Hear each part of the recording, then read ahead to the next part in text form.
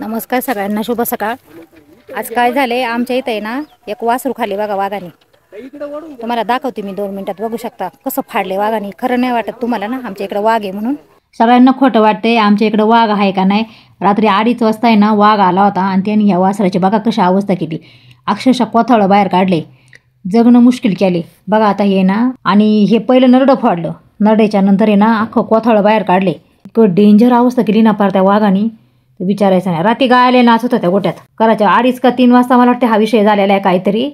आणि आता शेजारी काडीगाव होत्या, त्या काडीगावतात त्यांनी फरफरा वडीत नेलं तिकडं। मग गवतं कापायला सुद्धा जायला आता भीती वाटायला लागली ना। पण तुम्हाला खरं नाही वाटत, तुम्हाला वाटते खोटंच आम्हाला व्हिडिओ दाखवतात का काय। पण परिस्थिती एवढी गंभीर आहे ना, 2-2 पिंजरे लावायची आम्ही मागणी केलेली आहे। साहेब लोकांनी ऐकलं तर ठीक आहे, नाही तर आमचं तर काही खरं नाही असं वाटायला लागले आता आम्हाला। हे बघा ना, नेमकं वडा, त्या बाजूला वडा, सगळं गचपान, आणि त्या घासपानाच्या बाजूने आम्हाला असं काम करावं लागते। हातात तोंडशी आलेला घास हो का, केवढं मोठं वासरू आहे बघा ना ते। त्याला लहानपणापासून दूध पाजायचं, पेंड चारायची, आणि असं वाघाने खाऊन टाकायचं म्हणल्यावर काय करायचं। बघूनच पार जीवाचं नुसतं पाणी पाणी होते। कसं आहे, आम्हाला खोटं बोलून काय करायचं, तुम्हाला डायरेक्टच आम्ही दाखवतो काय काय नाही। ते बिबट्या पण ते वासरापेक्षा मोठा बिबट्या आहे, खतरनाक आहे, नुसता खतरनाक।